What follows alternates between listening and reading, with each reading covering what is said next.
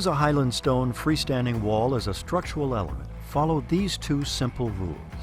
First, the radius must be 7 feet or shorter, and second, it must complete a 90-degree turn. This example uses a 7-foot radius. To make the full 90-degree turn, you'll need to make the curved wall 11 feet long. Excavate the trench for the freestanding wall. The trench is 12 inches deep and 21 inches wide. The leveling pad should be 6 inches deep. Build it in 2 lifts and thoroughly compact after each lift.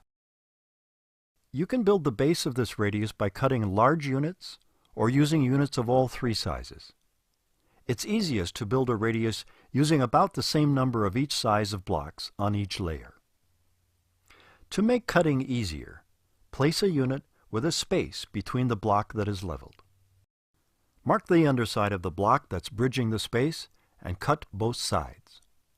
Often, you won't have to cut the blocks on either side.